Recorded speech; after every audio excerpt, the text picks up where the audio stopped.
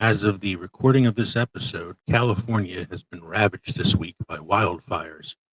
We encourage all of our listeners out there to go to thegreatergood.org to donate to the Disaster Relief Fund and help those out there who have lost their homes and their valuables to these ongoing wildfires in California.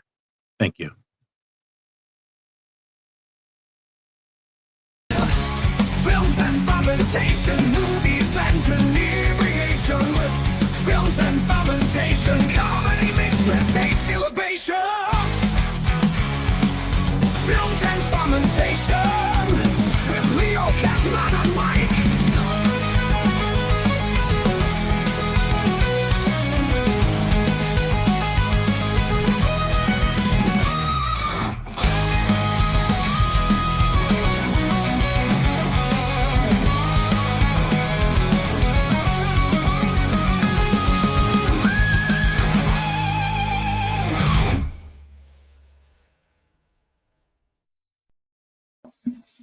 Hey, everybody. Welcome to Films and Fermentation. This is our season 10 premiere. That's right, 10 seasons of your favorite Films and Fermentation podcast.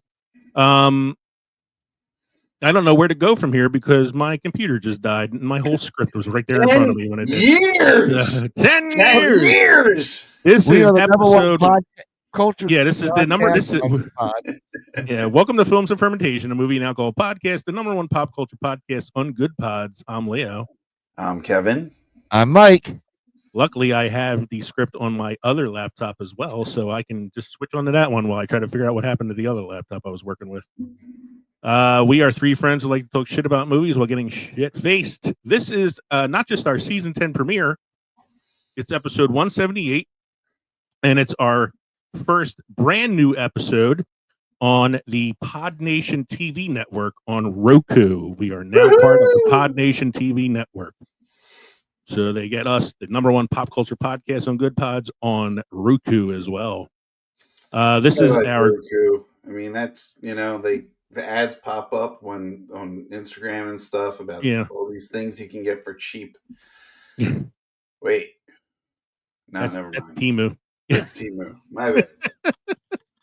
I was just about to say, I told Mike I got a Roku box just so I can watch our podcast on it. This is also our 2024 year in review episode. In this episode, we're wrapping up 2024 with more drama than a 3-hour Oscar contender. This year brought us blockbusters, flops, surprise hits, and a few what were they thinking moments. Looking at you, Sony Spiderman Villain universe without Spider-Man. We'll break down the best movies, some binge-worthy shows, and the awards season buzz, all while paying tribute to the legends we lost in our Memoriam section. It's like a New Year's Eve party for pop culture, but with more sarcasm and a few questionable resolutions. So grab a drink and join us for one last toast to the roller coaster that was the year 2024. May all acquaintance be forgot.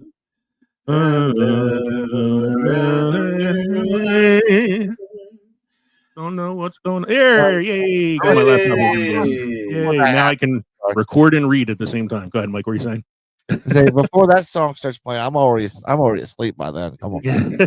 I know. I was with Mike on New Year's. I could attest to that. We were spooning. Yeah. Oh. Yeah.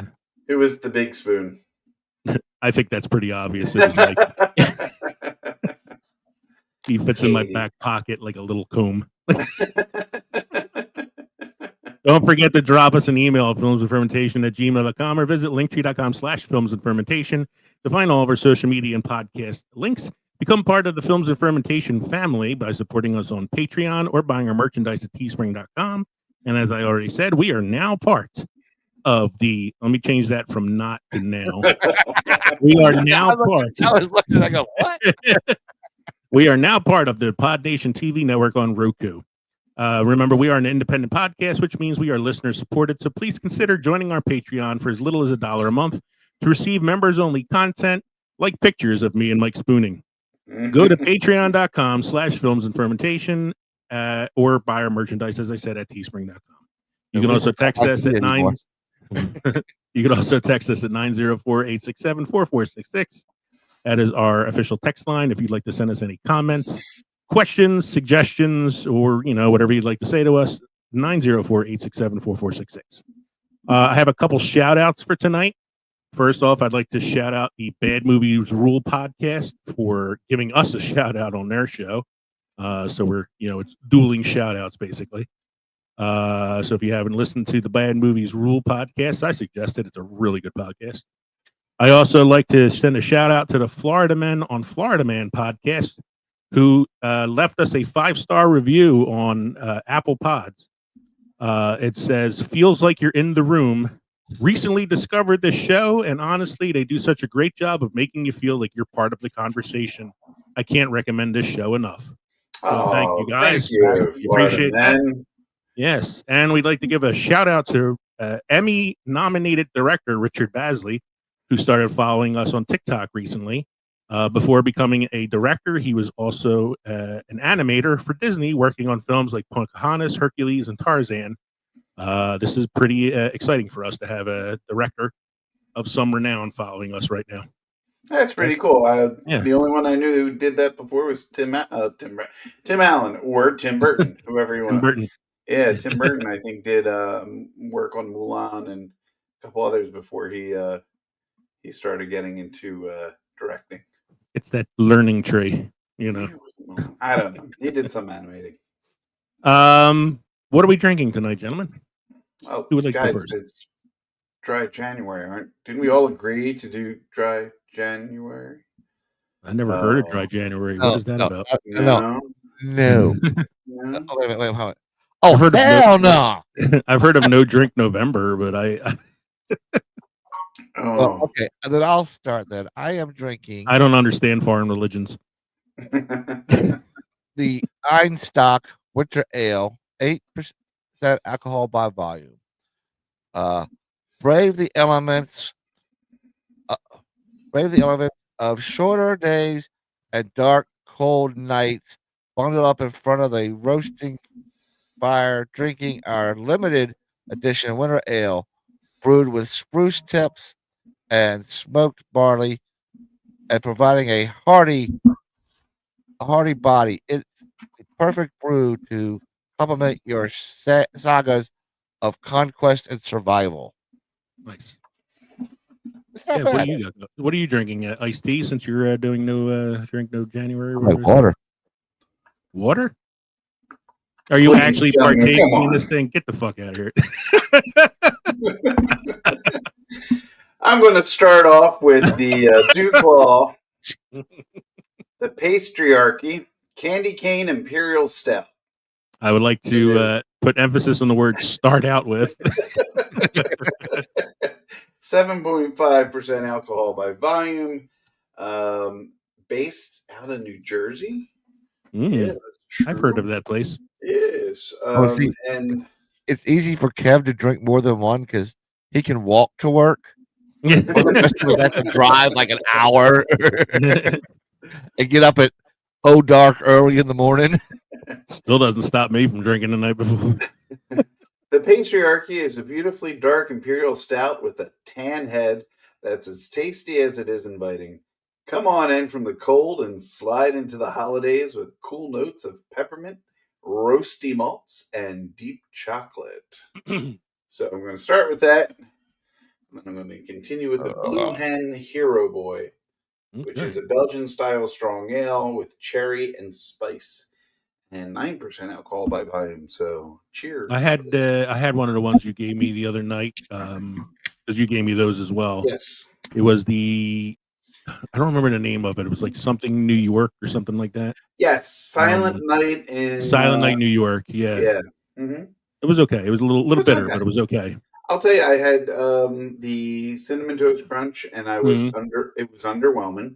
And then I had the Silent Night, and it was a little bit better, but again, not. I was hoping for more flavor. So let's see how this is.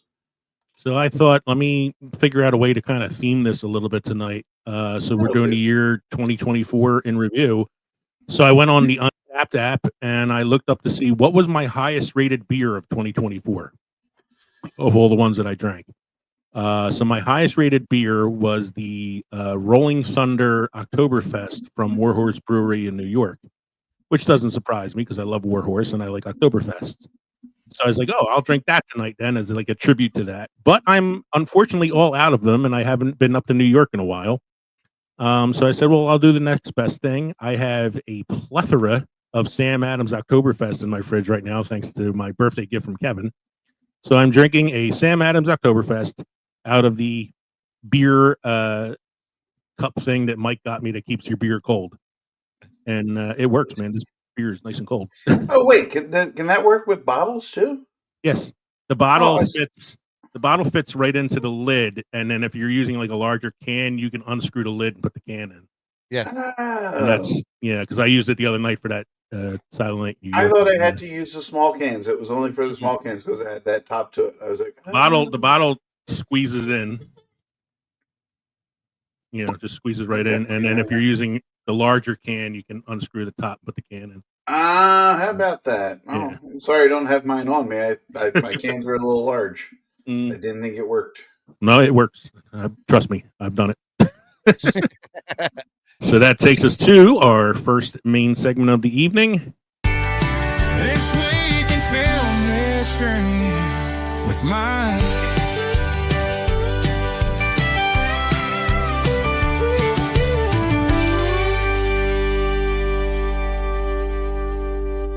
This week in film history with Mike. I still can't get enough of that. This week in film history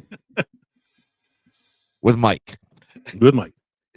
1952, The Greatest Show on Earth, directed and produced by Cecil B. DeMille, starring James Stewart and Charlton Heston, premieres in New York. Best Picture, 1953. That's right. I think, is this the one? No, I was going to say, I think this might be the one that beat out Quiet Man for Best Picture, but I think that was the year before that because the one that beat that out was How Green Was My Valley. Yes. I have not seen The Greatest Show on Earth. I watched 10 Commandments by Cecil B. DeMille, and I felt like that was enough movie. I have not seen this one. Get your dirty dog boy paws off me. What's the next one you got there, sir? In 1973, Schoolhouse Rock premieres on ABC TV with Multiplication Rock.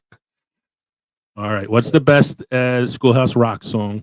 Is I'm it just a bill? I'm Just a Bill I'm just a bill. or Conjunction Junction? Ooh, that's catchy, but I'm just a bill because it lets me know how our government should be working. And as always, there's a Family Guy skit that goes with it, where you see the Bill sitting on the steps singing, and one of the janitors comes up with one of those spiky things and stabs the Bill and puts it in a trash can. And That's so funny, I don't know. I like Ali, Ali, Ali, get your adverbs here. I know there's one for interjections that I used to play for my kids all the time too. That was pretty fun.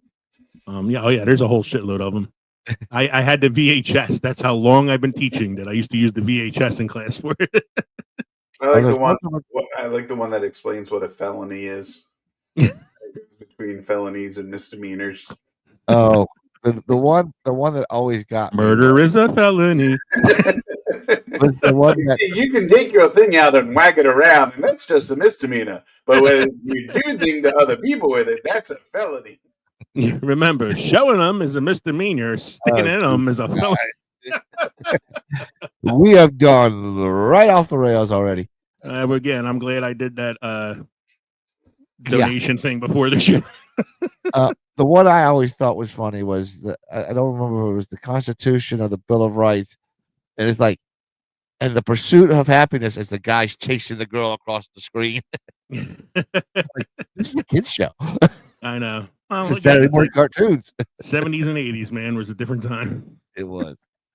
What's your next one you got there, sir? In 2011, The King's Speech, starring Colin Firth, Jeffrey Rush, and Helena Bonham Carter, is released in UK. It's a great movie. And I really like The King's Speech. I mean, I know it's one of those things. If it's on, I'm gonna try to catch it. You know. like there's certain parts of it that are really good. There's a couple parts that like kind of drag. I like the cinematography in it. I think it's very interesting how it's filmed, where it's almost like sort of like a fisheye lens. Different times. It also though that year that it won Best Picture is a very weird year. 2011. I think it was one of the earliest years that they did the 10 picture Best Picture category. And that year it was The King's Speech, Black Swan, The Fighter, Inception, The Kids Are All Right, 127 Hours, The Social Network, Toy Story 3, True Grit, and Winter's Bone. Those were the nominees that year. It was a very stacked year. Wow. That was, I mean, when it won Best Picture, I was happy with it, but I kind of feel like looking back on it, you can almost argue. Well, I mean, I can kind of argue, like, I think The Social Network was probably the best picture that year. Yeah. Or Inception, maybe. Yeah. You know, but I still like The King's Speech. I just don't know if it was actually the best picture that year. It was royalty, so it won. Well, it's the Oscars loves like an epic, and it's you know, they go more for historical dramas than they would for anything. Science fiction. They're just warming up to science fiction. It's a historical epic about a real king with a speech impediment. It had Oscars bingo. Yeah.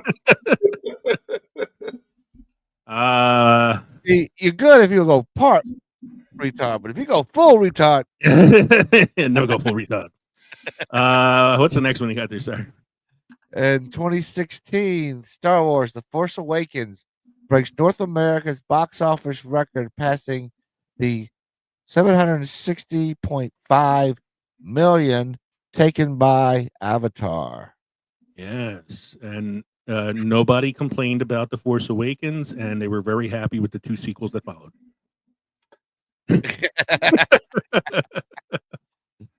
Hey, there wasn't a lot that happened this week, so I was going to say it's a very short list this week. I was thinking for shit. Hey, I put something from TV on here. Yeah. So speaking of that, though, do you have any must-try beer craft destination for this evening, sir? I have a must-try beer. Mm-hmm. It is Maximator from Augustiner Brau, Munich, Germany. The Doppelbock is by definition a stark beer or strong beer in Germany, where they have festivals to celebrate these heady brews.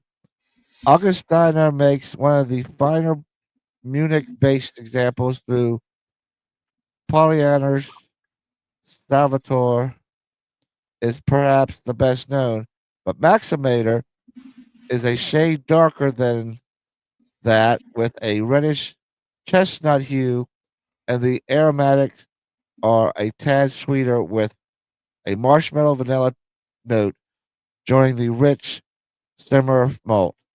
Flavors include prunes and brownies with a hint of maple syrup and pumpkin pie. In short, wait, did you say prunes and brownies? I did. That's what I started laughing at too. It's like raisins and oatmeal cookies, prunes and brownies, you know? Prunes and brownies and notes of caramel, you said? Or something? Maple. With a hint of maple syrup and pumpkin pie. In short, a strong dessert beer that glides over the palate smoothly and luxuriously. A beer for holidays and celebrations. Hey, it's a German beer. It's got to be good. Yeah, but it's the fruitcake of beer in Germany. I know. Prunes and brownies and maple syrup and pumpkin pie. Mm-hmm. It's a Kevman beer written all over it right there. Come on. Except it's got a note of kale on the finish. So give it that bitter taste. Before we get to your segment, here, I started using the book you got me. Oh, good. I recorded a little something. I feel like I forget more movies than I watch, so I should probably use it. So, speaking of that,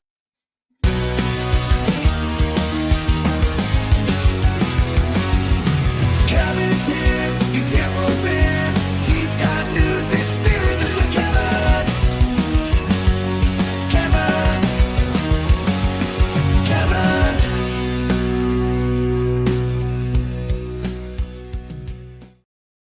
Woo! I was playing air drums in the Kevman! Kevman! Kevman! I'm going to see if I can get you to do a cover of that. Beer news is news. And actually, the beer news we have is not the worst. So you could say beer news is good news. We're going to start off with a story about a year of free beer on the line as a citywide treasure hunt begins in St. Paul, Minnesota. The hunt for the golden beer can will take place across public land across the city. The game is afoot. Can Wonderland and St. Paul Brewing have launched the Hunt for the Golden Beer Can, a treasure hunt through public lands around St. Paul. The prize for the city's best sleuth will be a private party worth $1,000 at the Arcade and Beer for a year from the brewery. The hunt kicks off on January 7th, so 2 days ago, when the first clue, crafted by official cluemaster David Allison, will be released at St. Paul Brewing 3 times each week at 6:30 p.m. on Tuesday, Thursday, that's tonight, and Sunday. A new clue will be released inside the brewery's phone booth. There's an image of this golden beer can, too. It's pretty cool. The clues will keep coming until the treasure, a golden beer can, is discovered. The final clue, if necessary, will be doled out on Sunday, January 26th. Proceeds from draft pours and crowlers of the brewery's Winter Carnival Winter Ale will go to the St. Paul Festival and Heritage Foundation to support the Winter Carnival, which starts on January 26th. The hunters on the prowl, organizers note that the can has been hidden on public land. It will not be found on private property nor anywhere near the grounds of the brewery. It will also not be hidden at Indian Mountain Park. Bad about this. Okay, well, hold on. It will not be hidden at Indian Mounds Park or Como Zoo Conservatory, it adds, nor will it be indoors up a tree, on top of the building, on a body of water or ice, or on the steep hillside, in something electrical, on a golf course, on a street, or in a sewer.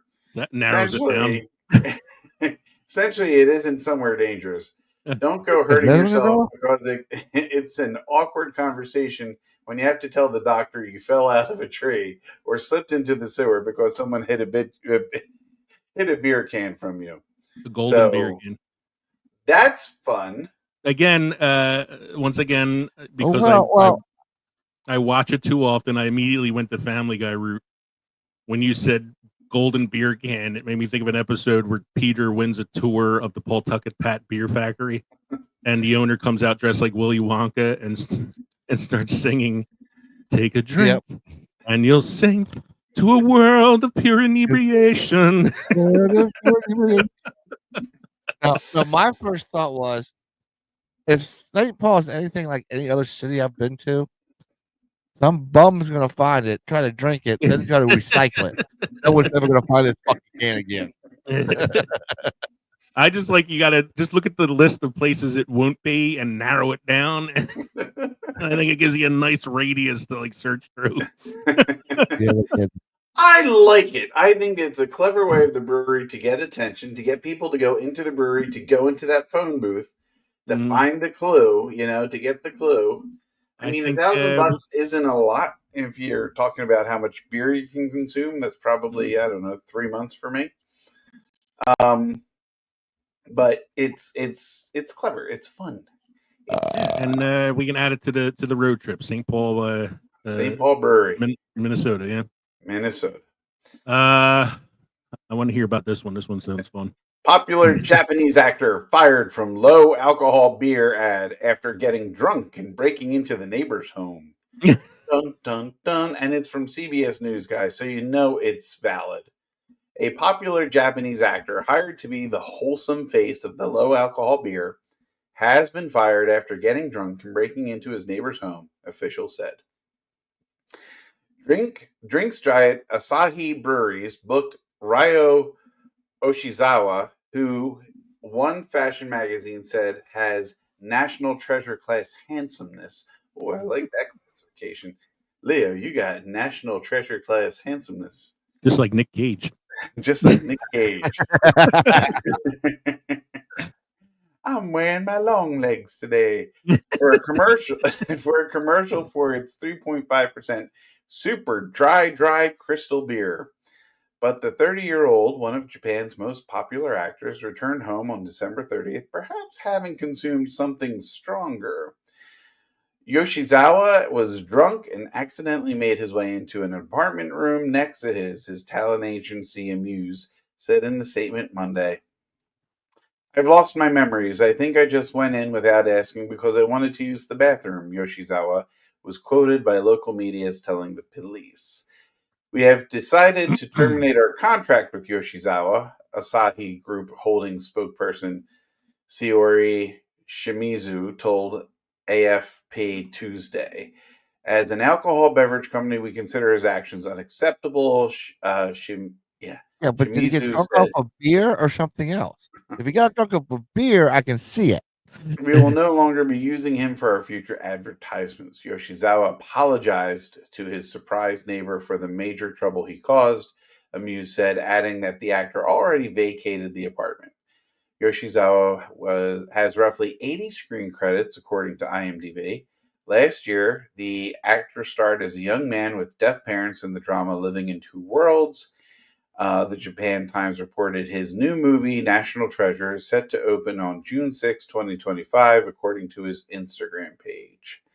According to the Tokyo Reporter, Yoshizawa's agency issued a statement saying, in part, we would like to sincerely apologize to Yoshizawa's fans and related parties for the concern and inconveniences we have caused. Like other countries, drinking has been declining in Japan with low percentage in alcohol-free beverages and even abstaining growing in popularity, especially among younger people. So, don't get drunk and go into your neighbor's apartment. Though something like this did happen to me while I was on vacation. I had a motel room. I was out for the night.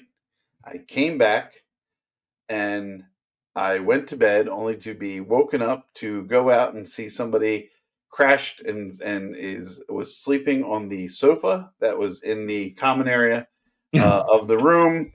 And I went out and poked him, and he had come through the screen door, and I had to chase him out.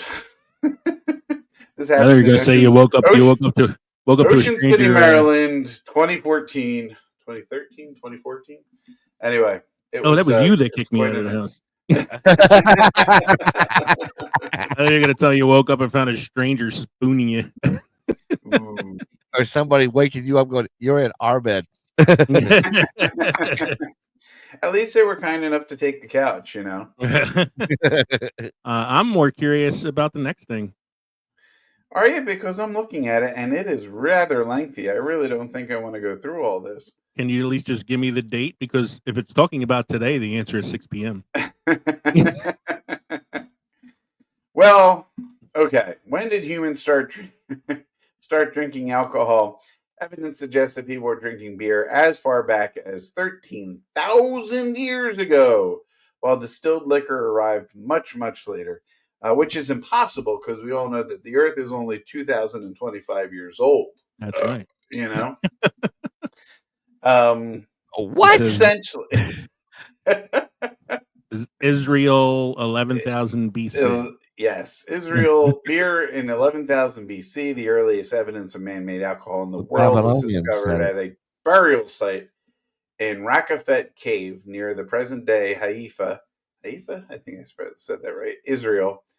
And the Tufians, a group of hunter-gatherers in the eastern Mediterranean, were laid to rest. Researchers from Stanford University analyzed the residue from a 13,000-year-old stone mortar found in the cave and recognized evidence of beer brewing. Yeah. What that did I was say? reported in 2018. Cavemen can brew beer, but Kevin still hasn't. Look, man, I don't have bottles, okay? They had at least clay containers of some They didn't have bottles either. They had clay containers. If I had some clay containers, I'd be brewing my beer.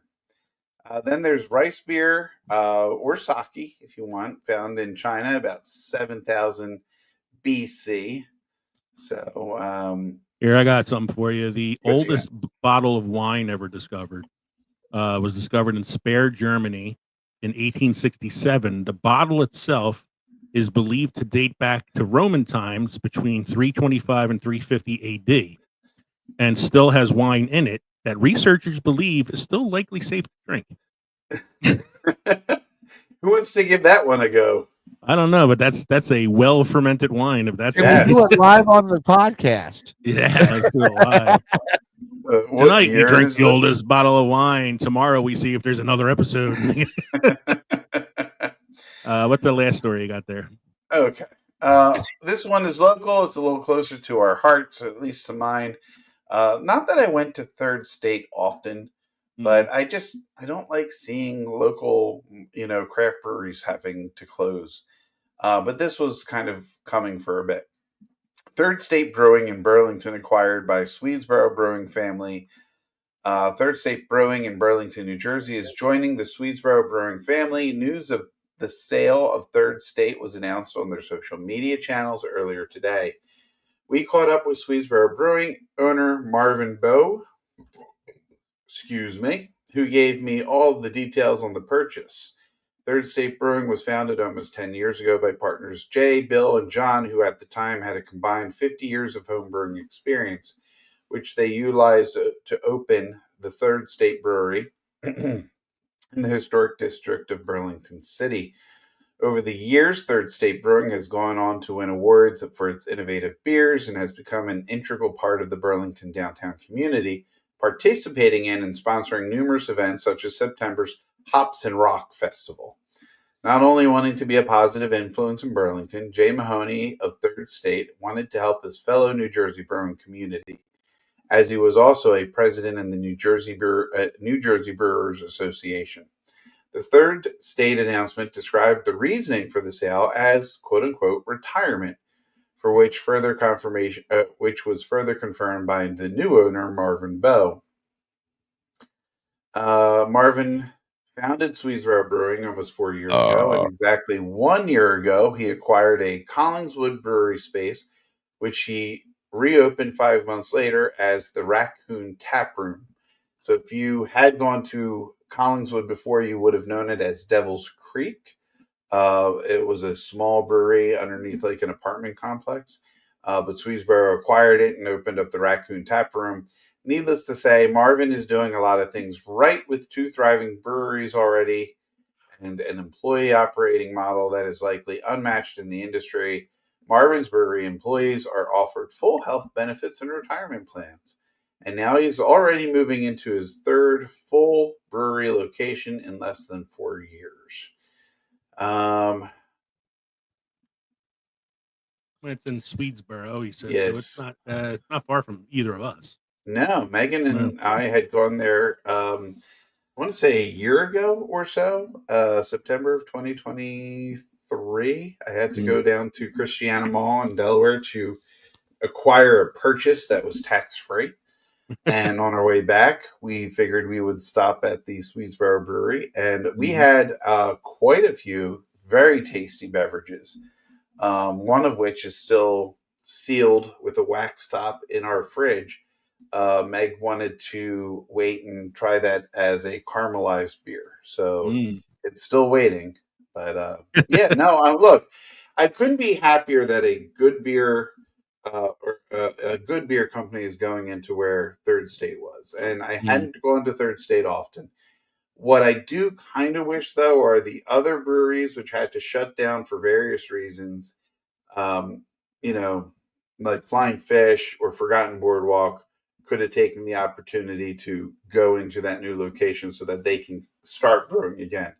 Swedesboro is fantastic, but they had multiple, locations already. I would have liked to have seen somebody who was pushed out get put back in. Okay.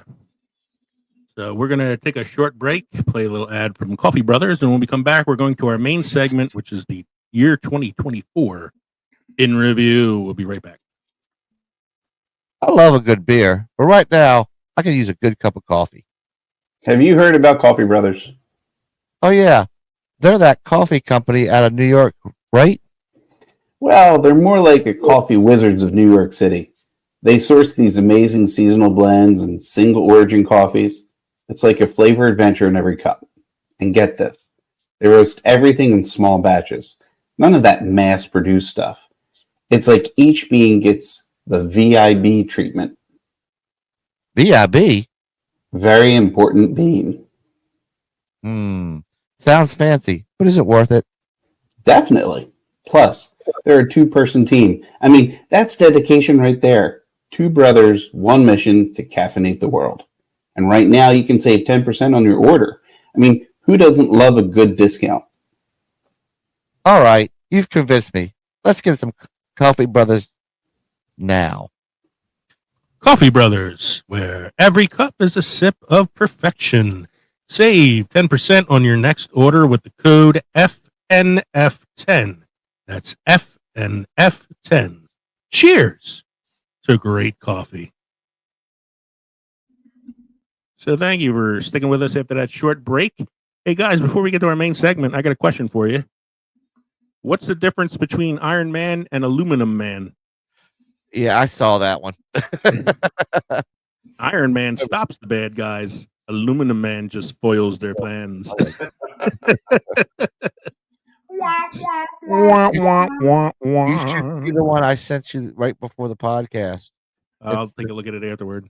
It's the scene where Han Solo is talking about how, the Force in Star Wars on the Millennium Falcon, and Chewie's over there going, "What? Are you shitting me? I saw Yoda do a double backflip and cut this guy's head off. You're embarrassing." So I figured since dad jokes had a real heavy hand in 2024, let's start off with one right there. So this is our year in review for 2024, all things movies. We're going to look at the biggest box office hits of the year. There are a couple surprises on that list. The biggest box office bombs of the year. Number one surprised me a little bit. I actually thought it was going to be a different film. And then we're going to do a little In Memoriam segment where we're going to talk about some of the actors and directors who have passed away this year. Not everybody. There's a very long list of Hollywood names, but we are sticking mainly to fairly well-known actors and directors and such. So let's start with the box office hits of the year. So what I did for this was I gave you guys links to sites that had the list of these movies, and then I went ahead and I looked up the Rotten Tomatoes score for these films, and what I thought was one of the funnier comments that people had written about these movies. So according to Collider.com, these are the 10 highest grossing movies of 2024. So this is within the calendar year. So it's not counting any movies. So the only movie that's really on here that's continuing into 2025 is Wicked, because that came out in November. So number 10 on the list, Venom, The Last Dance. I honestly thought this was a bomb. I didn't realize this actually made money at the box office. Mm-hmm. It made $475 million worldwide. Wow. Yeah. Venom: The Last Dance. I have not seen it yet. I like the first film. The second film was I don't know. It's part of what I said in the intro, like the whole Sony Spiderman Villain universe minus Spider-Man. We gotta keep the property. We gotta keep the rights. Yeah, that's the thing. It's like kind of hit or miss at this point. They make them so that they can keep the rights before, Marvel just is like, we'll take it back. Yeah, and I mean, like at this point, just let Marvel have it. You're not making any, No.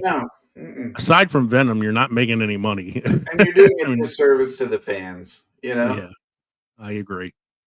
Venom received, this is good, Venom 3 received 41% critic score on Rotten Tomatoes, which seems about right for the critics to be very low. The audience score, on the other hand, was 81%. Wow. A whole 40% higher. Which is actually kind of promising considering. Yeah. It's that Venom horse that comes around. He turns into a frog in the film too. There's a venom frog. Amy on Rotten Tomatoes said this movie was all right. Ending was super cheesy. Number 9 on the list is the only non-American film to make the box office list. It's a Chinese film, which explains why it made so much money because there's 8 billion people in China. This movie made $479.5 million. The film is called YOLO. It's a movie it's a sports dramedy about a stay-at-home loner who finds inspiration to restart her life when she meets a boxing coach. And it turns into a feel-good movie about this young woman finding a career as a boxer. It was a New Year's release in 2024 and was a smash hit in China. So again, it becomes the only movie on the list of this list that is not an English-speaking film. It received an 82% critic score and a 90% viewer score on Rotten Tomatoes. Wow. I might have to check it out. That's actually really good scores. I'm not surprised by the critics. They love foreign films. Well, they also I'm assuming too, because I didn't really go through it much, but I feel like the critics are probably Asian critics as well. It's like probably mostly that audience. But the user score is really high too, so that makes me think it's actually a pretty good film.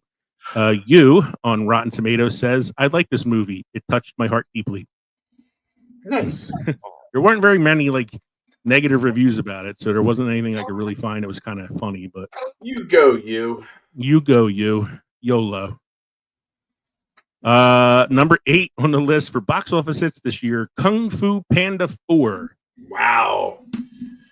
I thought 3 took it off the cliff, but 4 brought it back, man. $547.6 million. My God. It is among the highest grossing animated franchises of all time. This series of films has been going on for 15 years now. And it's surprising because they weren't able to bring back Angelina Jolie, for Kung Fu Panda. Yeah, man. I mean, they lost a lot. They had to fill in with Awkwafina and Viola Davis. Is this true? Because I don't know if you're telling me the truth or not. But I lie. I mean, yeah. Yes. Today is long.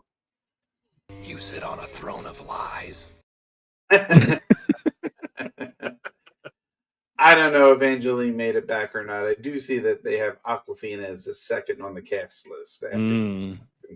Jack Black, Awkwafina, Viola Davis, Dustin Hoffman, James Hong, Bryan Cranston, Ian McShane, and Ki Hugh Kwan.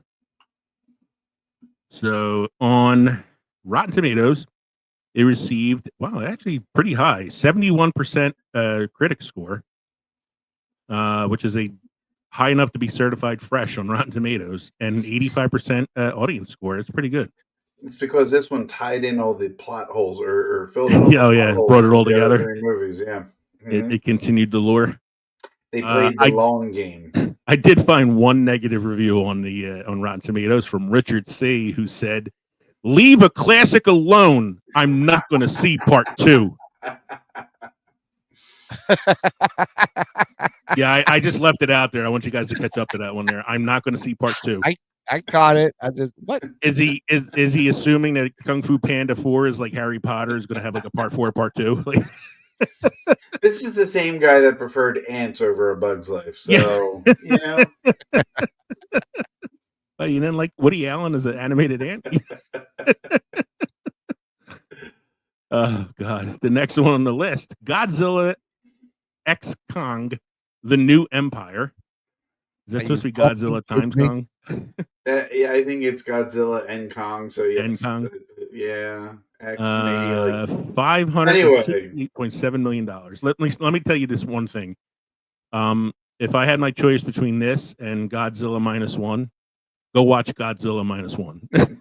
I Much did better watch film. Godzilla -1. It was very good. Very I good like film. that Kong gets himself a Nintendo Power Glove in Power this Glove, movie. yeah.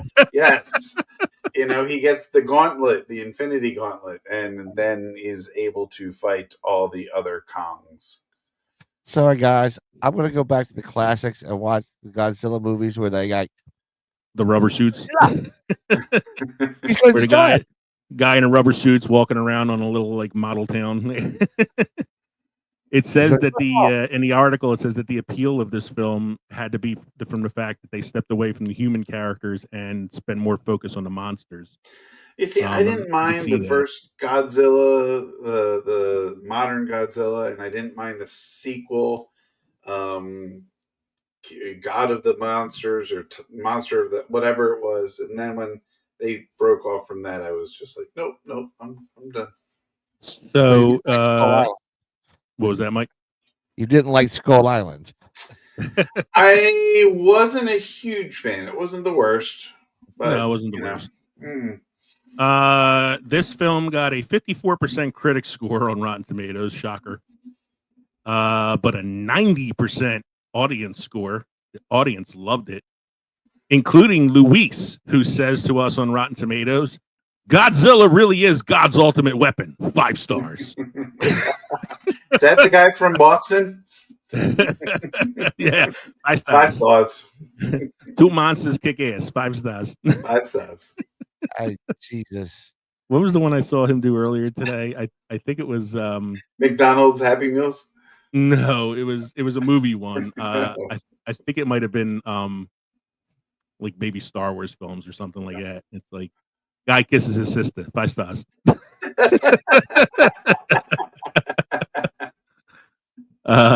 Next one on the list is Wicked. It's amazing that this film made the top 10 list when it came out November 22nd. But it's amazing they shot this entire film and none of it was in Boston. Wicked. Well, they have been promoting this movie for like 10 years. Yeah. That film was wicked. That film was a wicked Wicked. It was wicked. Wicked Bissa. Yeah. That bitch defied gravity. Ariana Grande, she's a wicked hardcore. Very popular. Jeff Goldblum was a wicked wizard. Popular. She wants to be popular. Hey, how's your mother? Say hi to your mother for me. Made $640.1 million in a month and a half. Still going, so it's going to be on this list again. And I heard they're releasing a sing-along version because they were telling people in the theater, "Shut the fuck up! Yeah, you're not supposed to be singing along with the movie. Shut up! We're going to have a sing-along version. It's coming out after the first release." They also filmed. I think they filmed Barton so that it can be so second not is going to relatively quickly after this one. Yeah. Okay. I haven't seen it yet. I want to see it, but I feel like I would rather wait till it came out on like Disney Plus or something like that. I don't know if I'm going to watch this in the theater. I know my niece saw it and she's obsessed with it and sings the songs all the time. I think the people that are obsessed with it that'll be at the theater would piss me off enough. I don't want to go see it. Yeah, like I don't want to deal with that. So it received an 88% critic score and a 95% audience score. Wow. I feel like that's because the people who went to see it are probably obsessed with it anyway. And watched it like 10 times in the theater. Yes. For this one, I got 2 reviews because I picked a positive one and a negative one. The positive one comes from Jimmy in Chicago, who says, "Loved it. Second time I've watched it. Can't wait to see it again." So this guy's already seen it twice in the theater.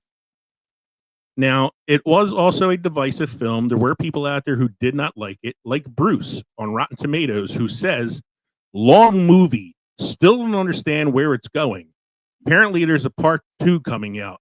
Not sure I'm going to watch it." Bruce. Yeah, Bruce. Number 5 on the list is my favorite film of the year, Dune Part 2, which made $707.1 million. I thought this film was amazing. It was amazing. I thought the cinematography was gorgeous. I thought the actors were great. I loved what's his name as Fade. I can't think of the Austin Butler as Fade. Like, he was awesome. It was really, really good, and they did justice to the books by splitting it into 2 films, so they didn't really have to cut much out of it.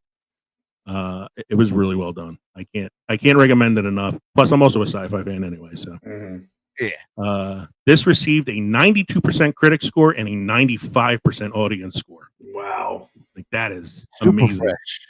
Yeah, super fresh.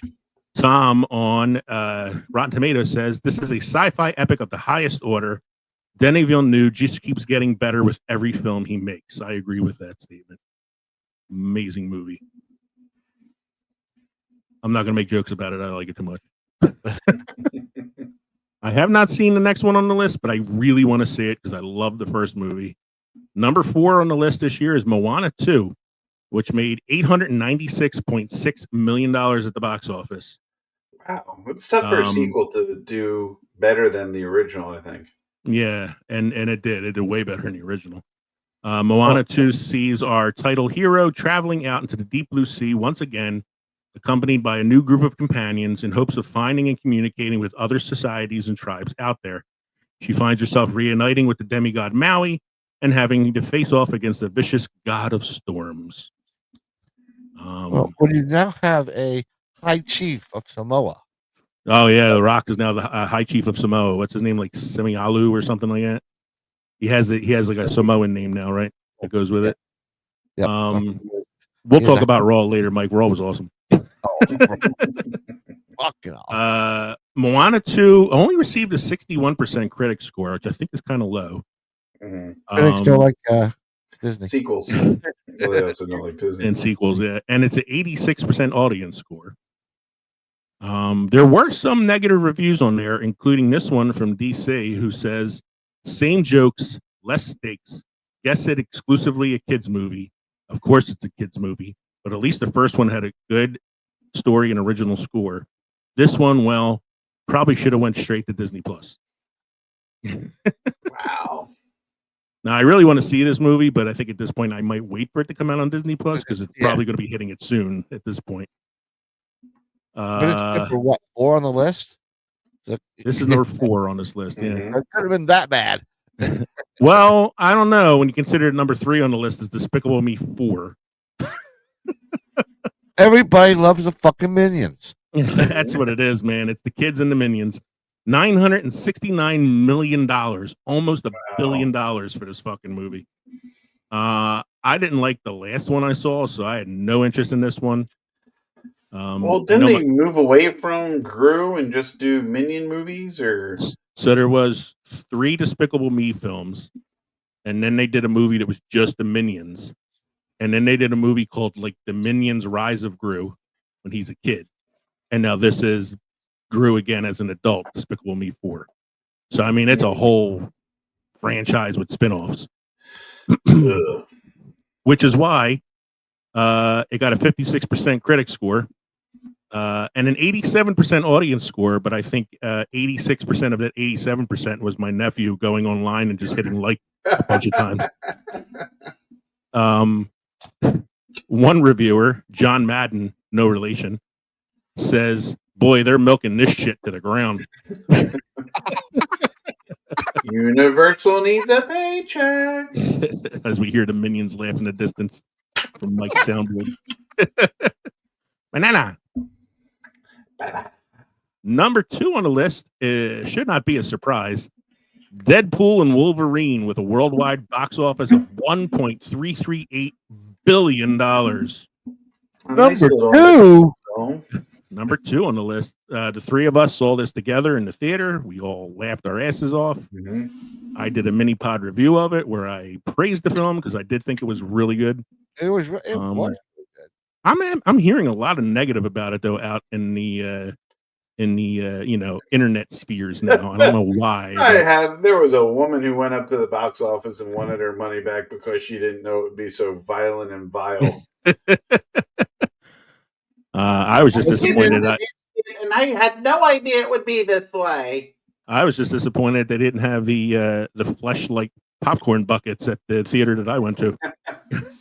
They ran out of them with Dune 2. Yeah. They also ran out of the air conditioning and seats that actually worked in the theater we went to. Yeah, right. That was a fucking hot theater. Jesus. Leather Got a 78. seats. Leather. Yeah, leather seats.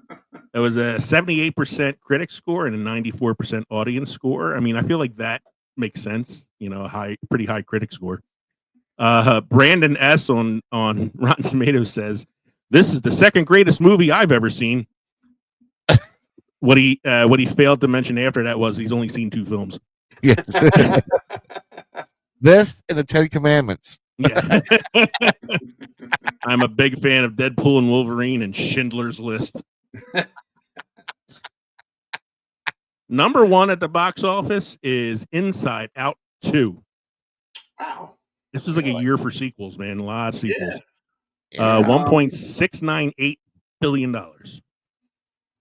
Don't get me wrong, it's a great movie. I don't think it was as touching as the first one. I did not see it.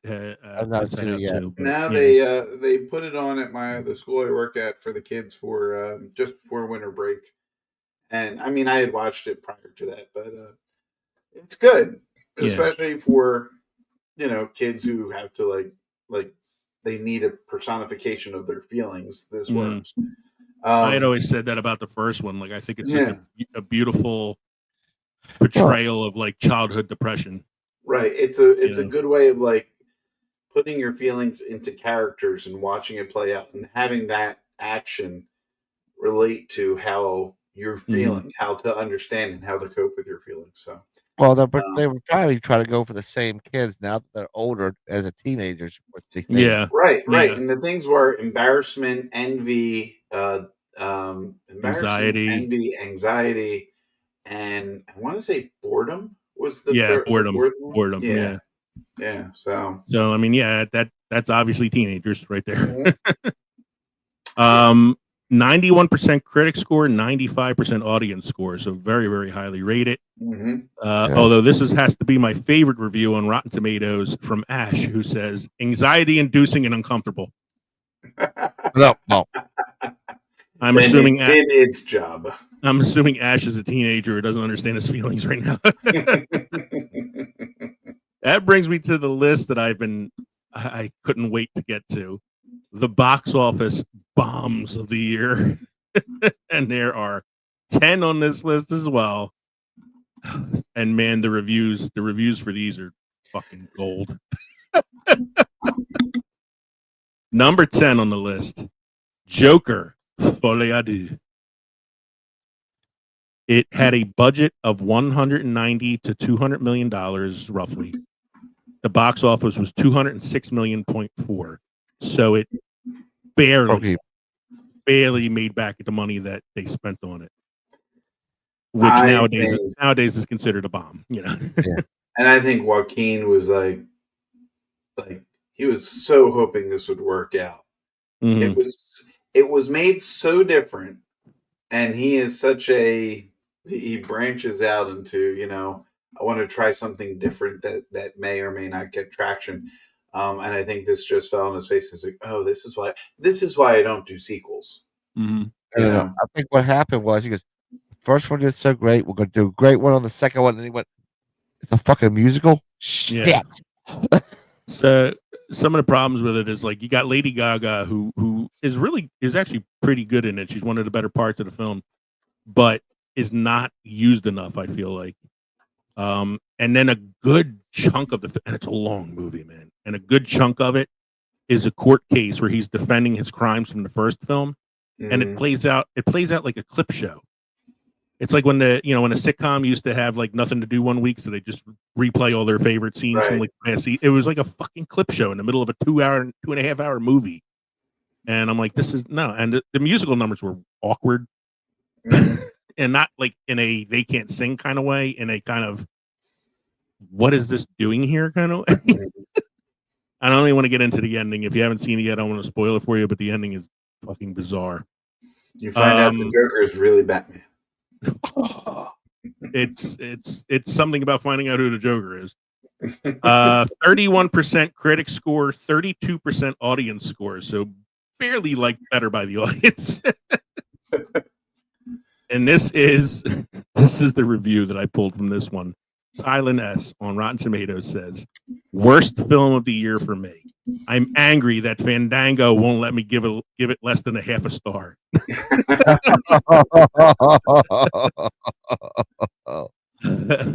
Which brings us to the next one. Another superhero film.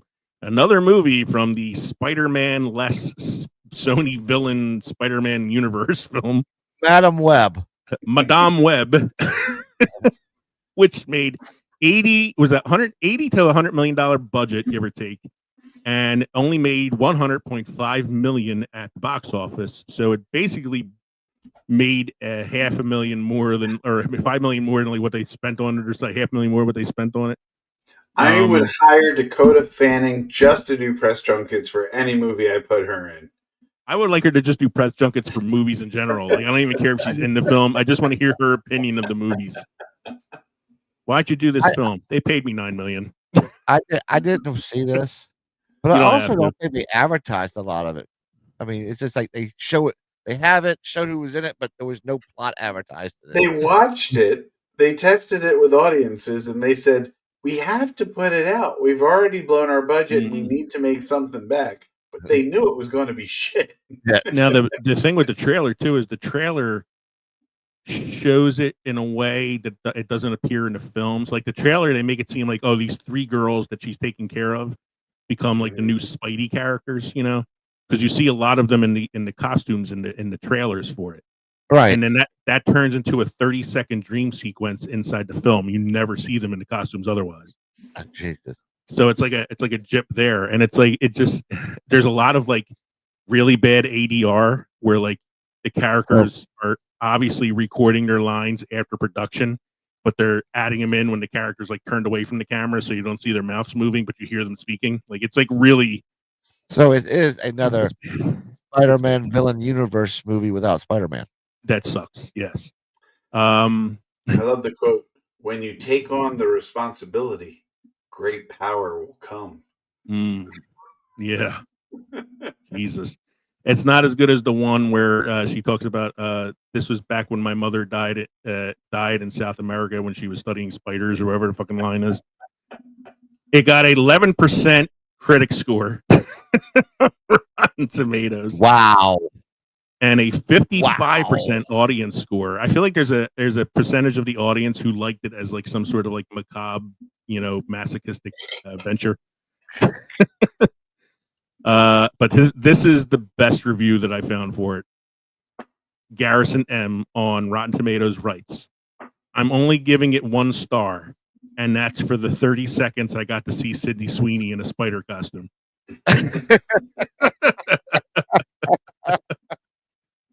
Wow, now tell us what you really think. Yeah. That brings us to number 8 on the list. Horizon: An American Saga, Chapter 1. This is the Kevin Costner vanity project that he left Yellowstone for. He is providing much of the budget himself, and it's supposed to be a trilogy. The first film is way over 2 hours long. 181 minutes. It's a long movie. Yeah. He spent $50 million on it and made $38.2 million. So I don't know if the other 2 are coming out. I don't know if he filmed them and financed them already. As your nephew Colin would say, wah, wah, wah. It's I haven't seen it. I don't know if I want to see it because I just don't know if I could sit through it or not. It got a 51% critic score and a 70% audience score. It actually is a pretty decent audience score on Rotten Tomatoes. But Mark says this is a 3-hour disaster that was totally unworthy of Costner's talent. He's going to go broke giving this Valentine's to himself. Some of the people who wrote comments on Rotten Tomatoes, man, are very creative. So you think he would have been better off redoing Waterworld then?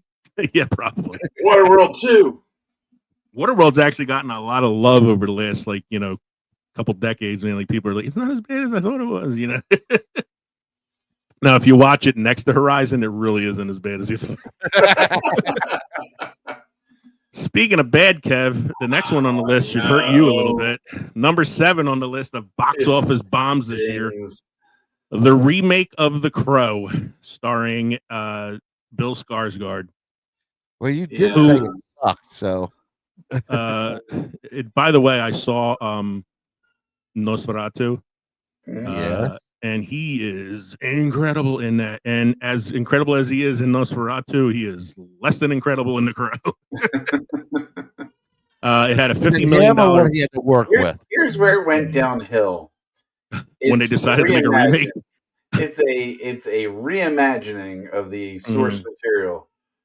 You blew it because the source material made it great. Yes. It had a $50 million budget, only made $24 million. So that was an honest to God loss right there. It massively underperformed, especially when compared to other modern reboots. Yeah, I would say so. You ready for this, Kev? 22% Rotten Tomatoes critic score, 63% audience score. No. I feel like it's probably an audience of people who never saw the original. It's people who liked The Crow, City of Angels, and and the third one that apparently came out straight to video. Yes. Just for comparison's sakes, Kev, I brought up the Rotten Tomatoes score for the original Crow from 1994. 87% critic score, 90% audience score. Like that's about as close to perfect as you can get. Brian W. on Rotten Tomatoes says of The Crow reboot, mediocre remake with interesting visuals, but an illogical plot. The original made no money in the box office, but got such a cult following. A lot of it had to do with Brandon Lee's death on the set. Yeah, I think like that brought it a lot of negative attention, but people watched it and thought afterwards, well, it really was a great film. Number 6 on the list. I think a lot of the problem that this film had comes from the ungainly title, The Ministry of Ungentlemanly Warfare. Now, I saw this because I was really excited about this film because it is directed by Guy Ritchie, who I love. I love The Gentleman. I love Snatch. I love Lock, Stock, and Two Smoking Barrels. Like, I love Guy Ritchie films. So I was really excited to see this, and then I ended up disappointed after I watched it because it felt like, to me, it wasn't a Guy Ritchie film. It was a Guy Ritchie trying to be Quentin Tarantino film. It tried really hard to be like Inglourious Basterds, I felt like. And so I was a little disappointed. And, you know, it has Henry Cavill in it. It has Alan Richardson in it. It's like it's got a good cast. I just disappointed. 68% critic score, 92% audience score. So I feel like the Guy Ritchie faithfuls out there really like this film. And I didn't. I don't know. But I have a really, really good review for this one. You ready for this? Go for it. Catherine Mayo on Rotten Tomatoes writes, dislike nothing about this film. Unfortunately, I won't come back to your theater because your parking lot is like a city. I had my 91-year-old mom with me, and the whole thing was way too complicated. She said she'd never come back again either. The movie was excellent, though, but no good and plenty at the concession stand. A travesty. He complained about the theater. Parking lot. My impression from that review is that the person doesn't know how Rotten Tomatoes works and was trying to like complain to the theater that she saw that. Oh man. Everybody okay? We all still here with me? Yeah, I'm here. Next one on the list is one that Kevin was talking about earlier. Here. Yes. Watched this maybe a week ago. Not even. Number 5 on the list. Had a $45 to $50 million budget, give or take, and only made $13.4 million at the box office. I don't think it was promoted well. I mean, the trailer that I saw intrigued me, which is why I wanted to see it, but I just don't think they promoted it as well as they should have. I saw the trailer on YouTube, but I don't feel like I saw it advertised a lot elsewhere. Mm-hmm. You know, like you'll see things on. I saw it a lot on TV. I saw, you know. Yeah, I don't remember seeing much, but it was like, you know, and it's a unique premise. Commercial. I Yeah. saw. Yeah, it was the same. Yeah, it's the same trailer everywhere you see it. There wasn't like a lot of other explanation for it. I didn't see a lot of actors like going on talk shows to talk about it. So it was like just, you know, just weird in that sense. I'll be interested to hear the reviews because Tom Hanks is enough to sell things, is what they thought. That is true. Well, they thought you had Tom Hanks, you had Robin Wright, and you had Robert Zemeckis. So it's a Forrest Gump reunion. Yeah. Right. Plus Zemeckis is also the guy behind Back to the Future, so he has that going for him. So they all, I think that's what they were kind of planning on, but didn't really work out. It got a 38% critic score and a 59% audience score. So it's fairly low. So I'll say this. Yeah. Go ahead. The plot's nothing worth writing home about. You know, the story is the shot. The story is the scene. The story is the setting. That's the story. There's nothing else. It was like they're trying to like sell it on the gimmick a little bit. Yeah. So you agree then with Rex on Rotten Tomatoes, who writes, "Here is a soulless, meandering bore, proving that nostalgia and tech tricks can't save a story that has nowhere to go." Yeah, I mean, yeah, it needed more. It needed a story. Yeah. Now, you guys know I watch a lot of movies. No. Even I had no idea that this movie came out, number 4. I didn't hear of it. I knew nothing about it. I had to search out the trailer on YouTube because I didn't know anything about it. It's called Fly Me to the Moon. I saw a couple trailers for it, but yeah, like I knew nothing about it. It's got a good cast. It stars Scarlett Johansson, Channing Tatum, Woody Harrelson, and Ray Romano. I'm like, that's not a bad cast. A musician and an astronaut form an unexpected romance as she prepares for a lunar mission. That's all. That's something about it, but not much. Yeah, I thought, and you see, this is where the misconception is. I thought, you know, the conspiracy theory that the moon landing was fixed. It was recorded. You know, my thought of what the movie is, and I haven't seen it, so this could be accurate or not, was that they had a studio ready to pull it off after the launch in case the launch was unsuccessful, in case it didn't happen, whatever happened. That's the premise of the film. Like they have it ready to film in case the actual mission is unsuccessful. Okay. So the filming is the backup plan, not the actual, like moon landing is not the actual film. It's the backup plan. It had a $100 million budget, only made $42.2 million. 65% critic score, 89% audience score. I mean, actually has a decent audience score. Yeah. Except when it comes to Marion on Rotten Tomatoes, who wrote the male actor is boring. Oh, he was Channing Tatum. Yeah.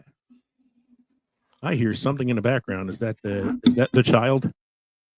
It is the child. He is not feeling very well. So, poor little guy. We're trying to help out when we can.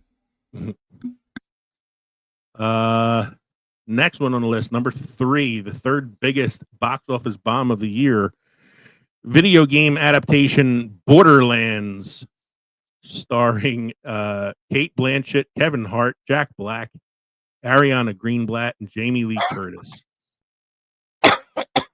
$120 million budget, only made $33 million. I did not see it. I don't really have an interest in it. I have a very like loose knowledge of the game. I played like a little bit of the first game that came out. Right. I don't know enough about the lore to like really be interested in the film. It says here on the article, popular source material and star-studded cast, not enough to bring people to the theater. I wonder if Kate Blanchett took it just because her kids said it was a very good game. All I know is she's 56 years old, 57 years old, and the character she's playing is supposed to be like 20. So, you know, a little bit of a miscast there, I think. Borderlands received a 10% critic score and 50% audience score on Rotten Tomatoes. Eli writes, like a lot of people have asked, who is this movie for? It strays far from the game's lore while simultaneously sticking just enough in there to confuse people who've never played the games. So again, I ask, who is this movie for? I could say that about a lot of movies I've seen. Yeah. Yeah. Number 2 on the list is Argyle. Another movie I was kind of excited to see because it's directed by Matthew Vaughn, who did the Kingsman films, which I really like. $200 million budget, though, only made $96.2 million. Stars Henry Cavill, Ariana DeBose, Sophia Boutella, Catherine O'Hara, Bryce Dallas Howard, John Cena, Dua Lipa, Samuel Jackson, Sam Rockwell, Bryan Cranston. I mean, it's a cast, man. But what I've heard about it, that it is a fairly confusing plot, with a really like hard to pull up serious twist at the end and all that. I don't know. All I know is that Uncle Ricky liked it, right, Kev? I don't know if he saw it. Maybe he did. You said I remember you telling me he saw it and he thought it was okay. He might have. I'll have to ask him again. Well, the critics didn't like it. They gave it a 33% critic score. That tracks with my father's taste in movies. Yeah, well, the audience gave it a 70%. So 7 of those votes were your dad. Here. Yeah, that the critics are a lot lower than the audience. I'm starting to see a pattern here. No, about the movies, especially when Henry Cavill's in them. Henry Cavill doesn't make good movies. It's the DC albatross hanging around his neck. He's a good actor, but he does. Yeah, he's been in some bad films. Yeah.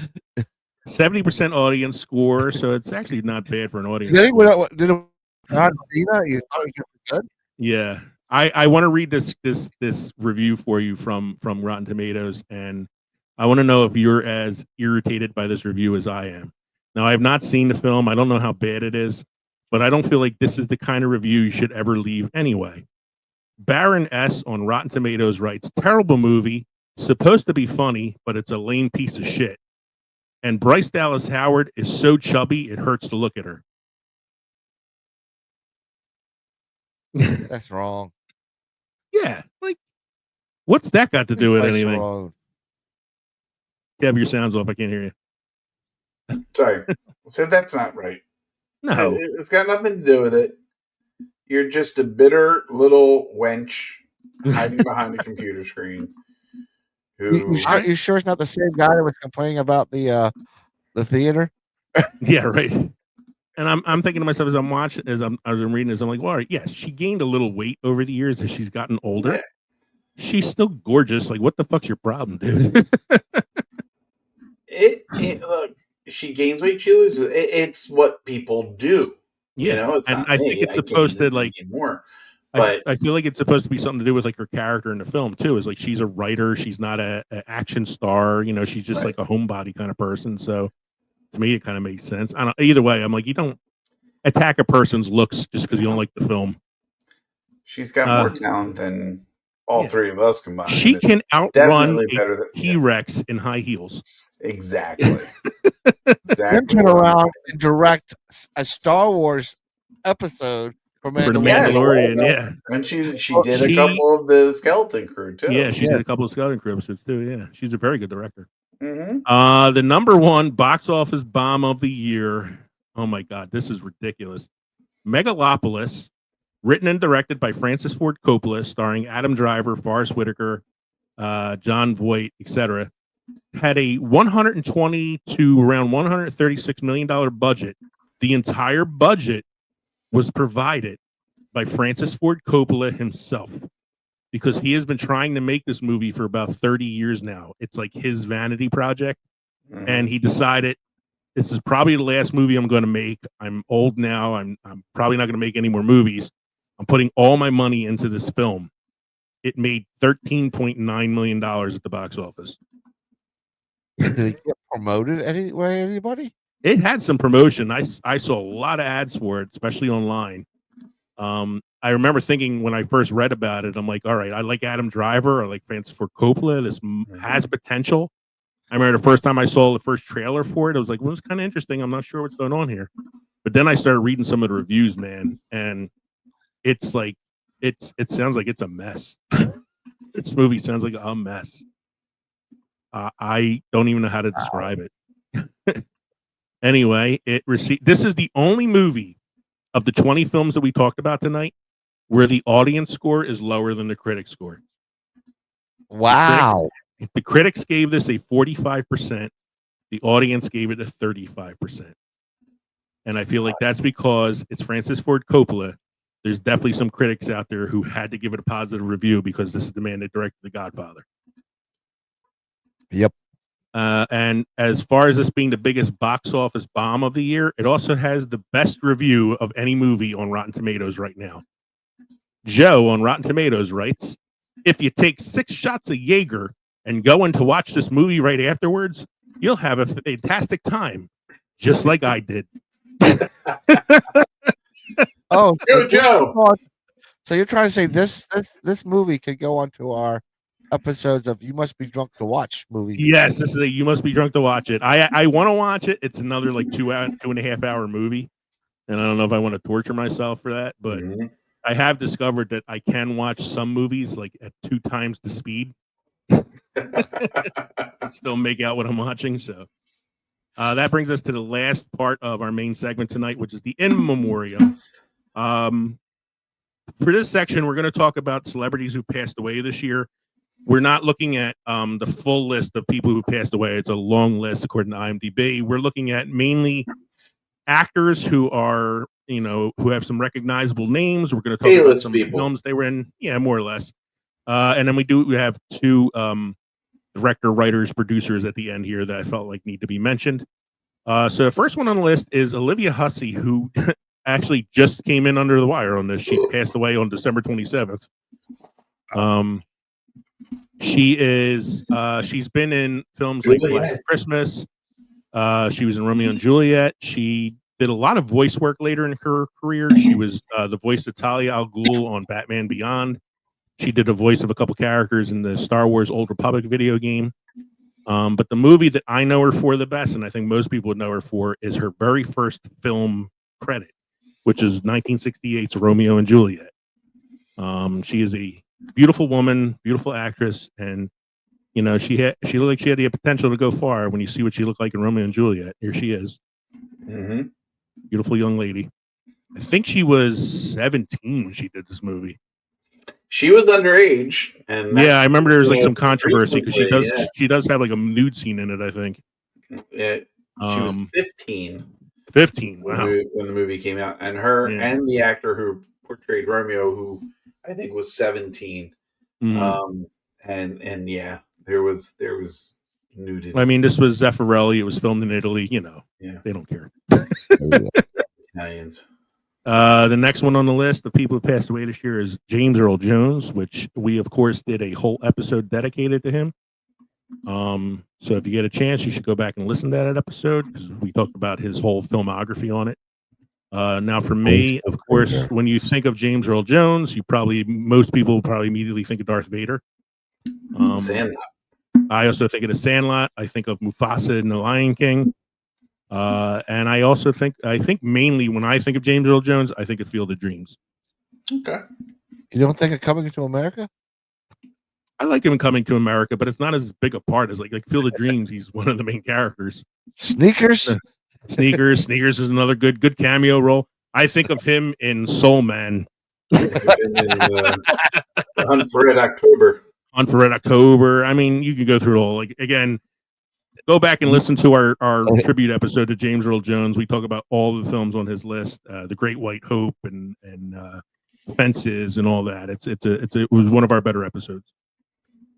Next one on the list is Shelley Duvall. I know she's had an extensive career, but I could only off the top of my head think of 2 movies that she was in, and that was Popeye and The Shining. Yes. She was in Roxanne. Here she is, Shelley Duvall. Mm-hmm. She was before in the Steve Martin Roxanne. Yeah. Again, I'm talking about like the films that immediately come to mind for me when I hear her name, and those are the two that come to mind for me. Because she plays Olive Oil in Popeye, and in the picture I have on the screen here, this is before Stanley Kubrick tortured her into insanity on the set of Shining.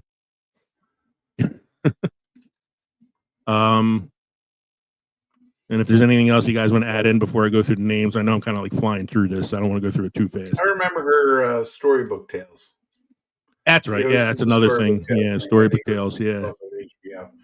But okay, I've said my piece. Next one that passed away this year is a horror film icon, Tony Todd. Probably best known for his role in Candyman. Yeah, Here he is. Here he is in the Candyman right there with that hook hand. But he was also in one of Kevin's favorite movies, The Crow, the original one, the good one, the one with the 90% Rotten Tomatoes score. Yeah, Grange, Grange. He was the right hand man of Top Dollar. So right hand, he has a hook. Well, not in that movie. In that movie, he had 2 hands. Yes. He had a flare gun and he had a rocket launcher. And I also put on the list the movie I had talked about when he first passed away was The Man from Earth, which is a TV movie where he meets a guy that's immortal. Yeah. Tony Todd, good. He's a very reliable character actor. He's like one of those guys. If you see him in a film, you're like, oh, I know that guy. You might not know his name, but you know who he is. Next man on the list is a acting icon. He is an Academy Award winner. He won the Academy Award for An Officer and a Gentleman. He was in the Iron Eagle films. He was in the original Punisher film with Dolph Lundgren. And he is in one of my favorite films of all time. It was one of the films I did on one of our Films That Time Forgot episodes. I did this movie, Digstown, where he plays an old boxer. That is Louis Gossett Jr. I thought it was Jaws 3D. Look at that handsome, debonair man. Leo? Yeah. Enemy Mine. Enemy Mine's another good one. Mm-hmm. You wouldn't know it's him in that, though, because of all the heavy makeup he's wearing in it. But yeah, Enemy Mine's a great film. Is that the one that you think of when you think of Louis Gossett Jr.? Yeah. Yeah. I mean, that's not one I would balk at. That's a good one. But for me, it's Digstown because I love that movie. So he was like the quintessential background character of the 80s. Yeah, he was always the teacher. Yeah. I cracked the seal. I'm gonna step out. You guys are all right. No. You guys continue. I'm good with the next 2 or 3. You just continue. It was he's sort of like the moral compass in a lot of the films that he's in. Yep. Yeah. Also, was it Tin Soldiers? Ooh, yeah. No, Toy Soldiers. Oh yeah, he's the principal in that one. That's a great one. Yeah. Yeah. Next one on the list I have here is Shannon Doherty. She is probably best known for her role as Brenda on 90210, or the TV show Charmed that she did with Alyssa Milano. But she was also in the film Heathers, and the one that comes to my mind when I hear her name, Mallrats. Yeah. Here's a still of her in Mallrats. Looking good right there. Playing I don't remember the character's name. Jason Lee's the actor playing his girlfriend in the film. He always wanted to have sex in an uncomfortable place, like the back of a Volvo.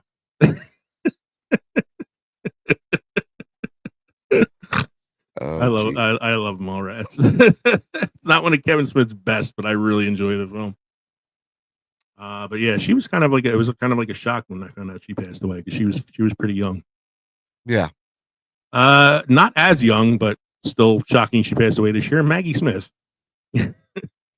Maggie Smith's one of those actresses who I feel was like old her whole life. Yeah, but then you go back and they showed clips of her. Oh yeah, she was really young, and I'm like, wow. Yeah, here the picture I have of her is like her through the years. Yeah. So there's like her in her early career in like the 60s in this picture down here. This is in the 90s when she was in Sister Act. This is in the 2000s when she was in Harry Potter. And this is like the most recent photo of her when she was doing the Downton Abbey series. I think most people probably know Maggie Smith from Harry Potter, I would think, at this point, as Professor McGonagall. But when I think of Maggie Smith, like really the movie that comes to my mind is Sister Act. I feel like that's the earliest film I remember seeing her in. Got one earlier for you. What's the that? original Clash of the Titans.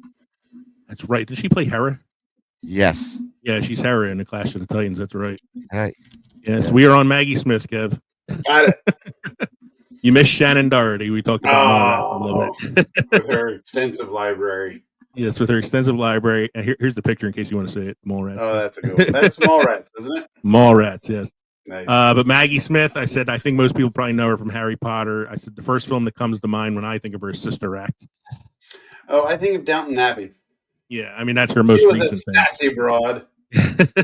When she like the dowager something or another, like she had like some. She was a mother in the Lord of the Manor. Mike had a good one though. Mike had a good one for her though. She was Hera in the original Clash of the Titans. Oh, that's true. Mm-hmm. Next one on the list, another acting legend, Donald Sutherland. What picture do I have of him here? Where is it? I have a picture of him somewhere. If anybody wants to talk about him while I try to find my picture.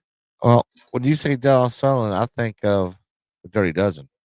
That's the first movie I go to is Dirty Dozen. I go to MASH. Here he is. Here we go. Yeah, because there he is in MASH. Yeah.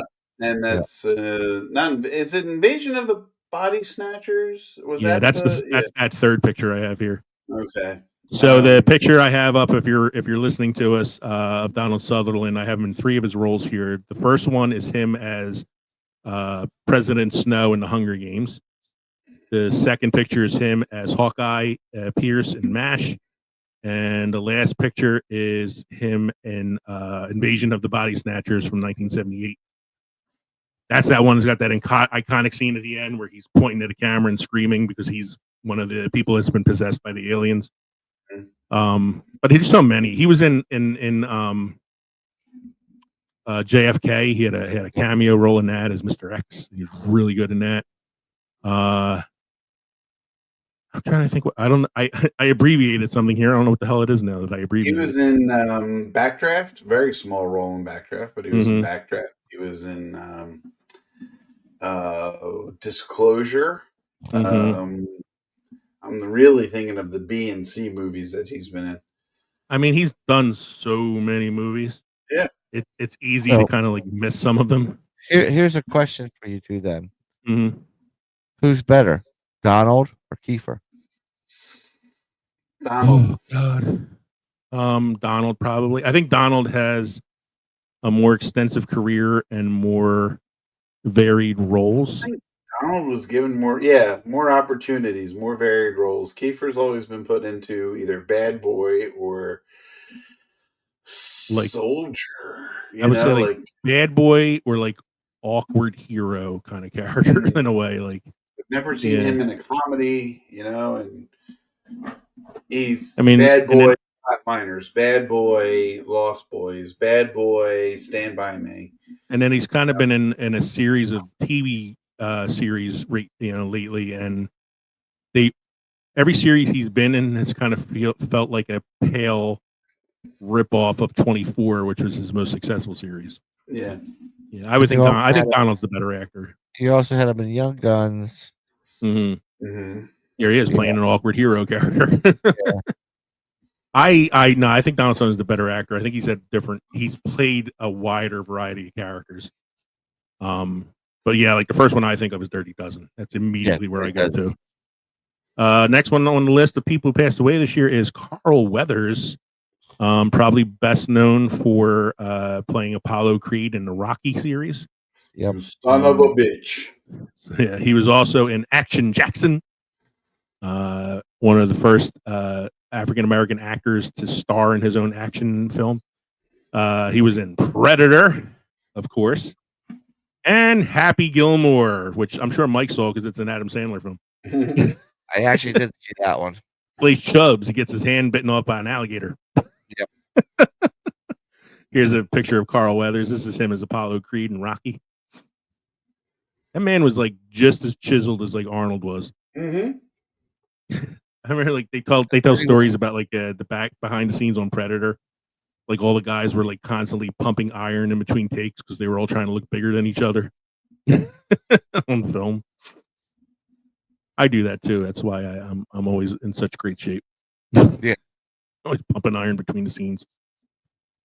The first film I think of when I think of Carl Weathers, though, I think most people would probably go Apollo Creed, but I immediately go to Predator. Because I've probably seen Predator more than I've seen Rocky. Next one on the list is Terry Garr. Roll. And I was going to say, between the three of us, I think the first movie all of us go to when we think of Terry Garr is Young Frankenstein. But she was in Tootsie. She was in Mr. Mom. Yep. She was in Close Encounters of a Third Kind. Yep. She was on an episode of the original Star Trek. In the original series. I don't remember. I don't know the name of the episodes like you do, Mike, but she was on the original series. Yeah. And she was in a weird movie that I saw. Of course, I saw it, called Mom and Dad Save the Earth. Oh, I saw that one. I only saw it because it came out in the 90s when I had my crush on Kathy Ireland, and Kathy Ireland is in the film in which she's in a bikini for about 99% of it. That also have Ritter, Jonathan Ritter. Mom and Dad Save the Earth. You are thinking of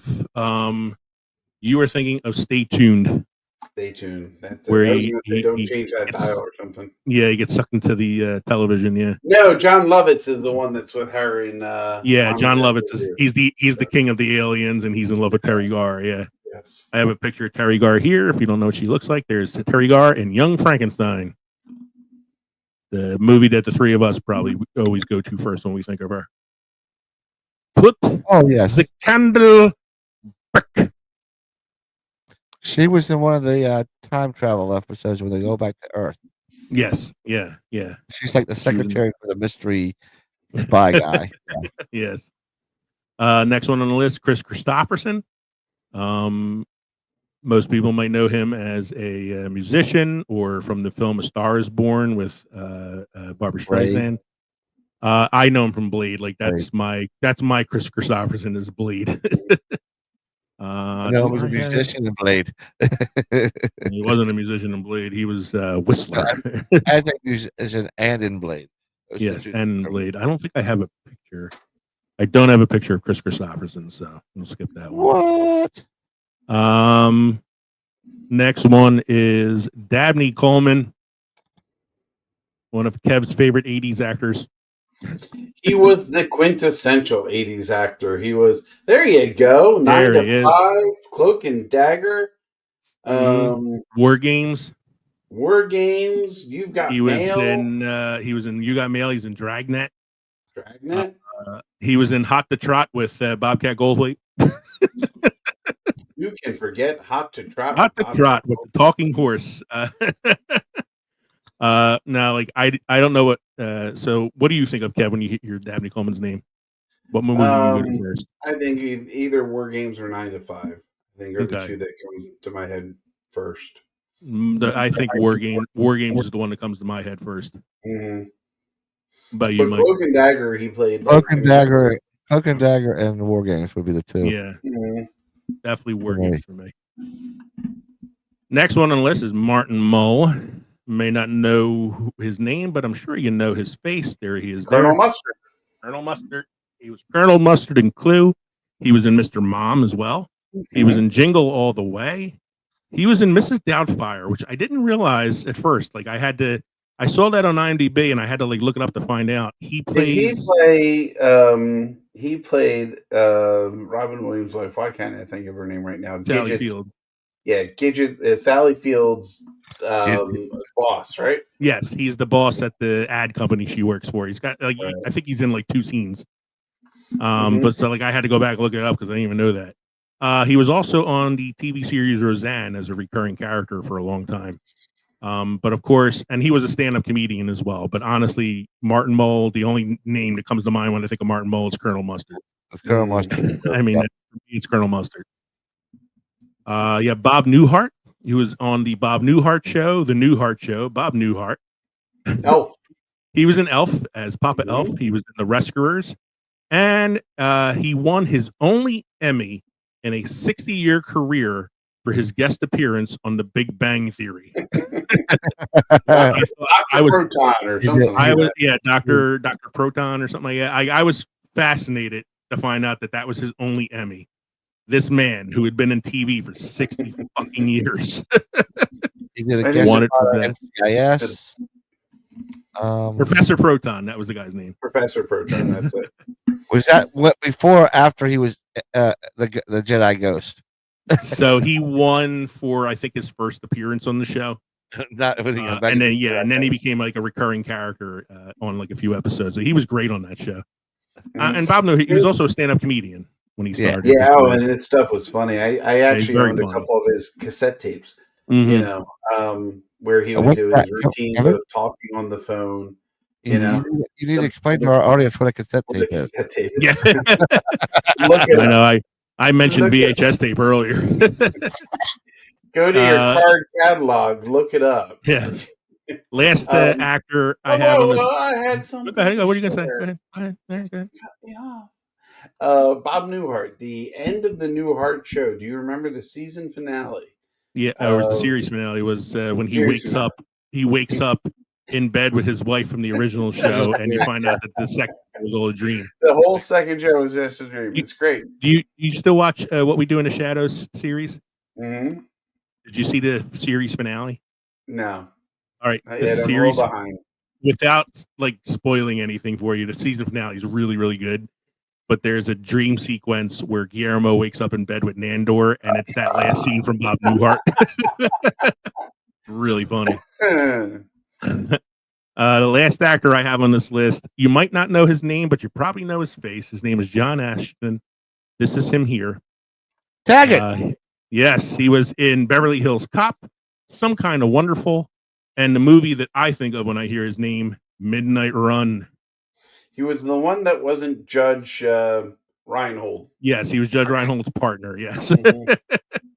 Taggart. He was Dorfler in Midnight Run. He was the bounty hunter that was chasing after Robert De Niro and Charles Grodin in the film. He's one of those like seasoned like character actors that you could like always trust. Yep. The last two names I have on this list are producers and directors. I'm going to skip to the last one here, Norman Lear. Norman Lear is a TV producer who is probably best known for being the man behind All in the Family, Sanford and Son, Facts of Life, Maude, The Jeffersons, Good Times. I mean, this guy had a hand in some of like the greatest sitcoms of all time. He passed away this year. He was 96, I want to say. He was pretty old, and still working as a producer up until the time he died. And then the last name I have on this list, I saved it for last because of his connection to a friend of the show and a former and future guest, Cthulhu Jack, who started his career as working with people in Roger Corman's crew. Roger Corman, director and writer, passed away this year. Roger Corman, we made a joke earlier about learning trees. Roger Corman is a learning tree. He influenced so many writers and directors in Hollywood. Like it goes beyond his career as just a filmmaker. His first movie was in 1959. At 97 years old, he had officially produced 498 movies. Wow. And had directed 56 of them over the past half century.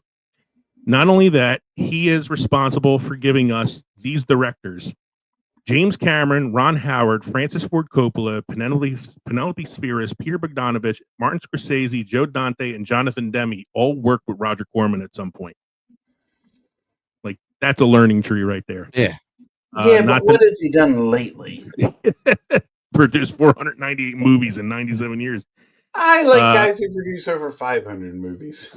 These, the following actors I'm about to name too, all had their early starts in Corman films: Jack Nicholson, Peter Fonda, Bruce Stern, Diane Ladd, Robert De Niro, Sandy Bullock, and Charles Bronson.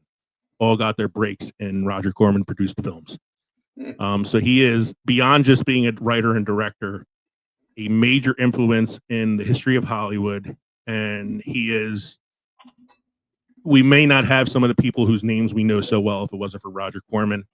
And I wanted to save him for last because of his influence and because of his connection to our good friend Cthulhu Jack.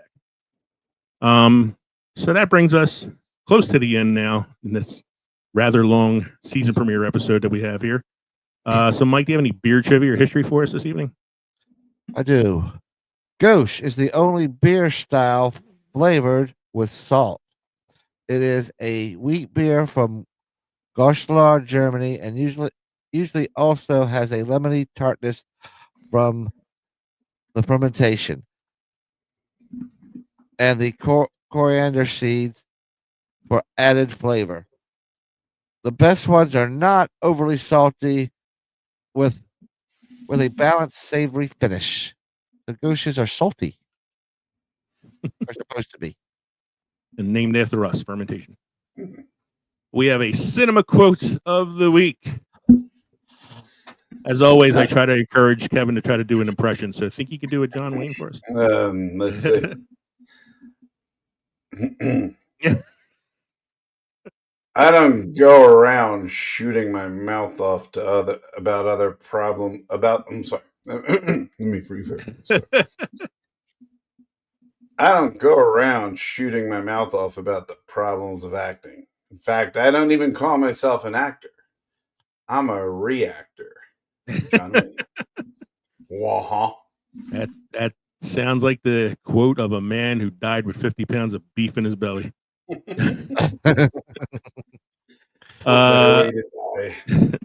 do we have to say about our drinks this evening?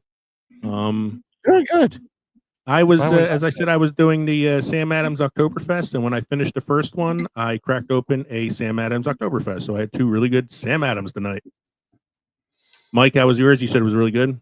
Yeah, really good. Didn't have as much as that spruce piney taste you would think it would have since it did, but it was very nice.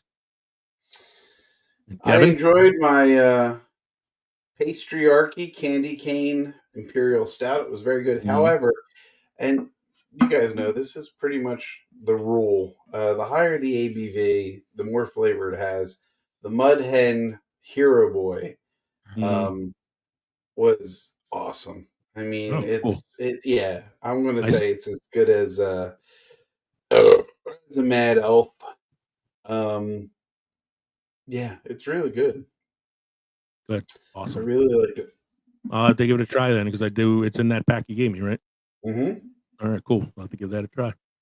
So, everybody, thank you again for joining us tonight for episode 178, our season 10 premiere, the year 2024 in review. It's also the first episode, brand new episode, I should say, where we are officially part of the Pod Nation TV network on Roku. So we hope you enjoyed listening to the podcast as much as we enjoyed recording it for you. Remember, you can shoot us an email at filmsandfermentation@gmail.com or visit linktree.com/filmsandfermentation to find all of our social media and podcast links. You can watch us on YouTube, but now, if you have Roku, you can also watch us on the Pod Nation TV network. Remember, again, we are an independent podcast, which means we are listener supported. So we would love if you'd consider joining our Patreon for as little as $1 a month. Go to patreon.com/filmsandfermentation. You can also send us a text directly at 904-867-4466. Don't forget to stop by the crossroads between Pickle and Fermented next time around for episode 179. Normally, for our season premieres, we do our Films That Time Forgot series. We didn't do it this time around because we wanted to do the 2024 review. So our second episode of season 10 is going to be Films That Time Forgot. This will be part 10 in the series. Yeah, since this is our 10th season. So 10 years! 10 years. Yeah, I wish it was 10 years. We were doing episode 179, Films That Time Forgot, part 10. That'll be our next episode. So thank you again for joining us tonight for the season premiere. I'm Leo. I'm Kevin. I'm Mike. This has been the Films and Fermentation Podcast, officially part of the Pod Nation TV network on Roku. Cheers.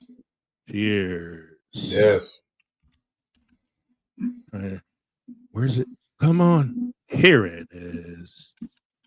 Films and fermentation, movies and inebriation with films and fermentation.